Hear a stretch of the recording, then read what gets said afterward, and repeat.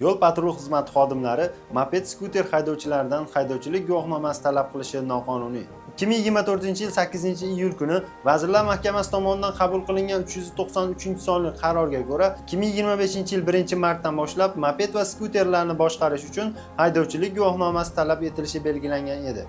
Bu qaror yurtimizda yo'l harakati xavfsizligini ta'minlash, tartibni kuchaytirish va fuqarolarning hayoti uchun muhim bo'lgan xavfsizlik choralarini ko'rish maqsadida qabul qilingan. Ammo 2025-yil 12-aprel kuni Vazirlar Mahkamasining 224-sonli qarori qabul qilindi va unga muvofiq avval belgilangan sana o'zgartirildi.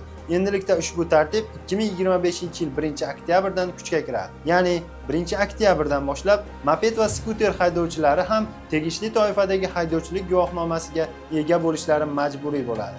Odatda bu M toifadagi guvohnoma hisoblanadi. Yodda tuting, haydovchilik guvohnomasi bu nafaqat huquq, balki mas'uliyatdir. Qonunlarga rioya qiling, xavfsiz harakatlaning, o'z hayotingiz va boshqalarning hayotini himoya qiling.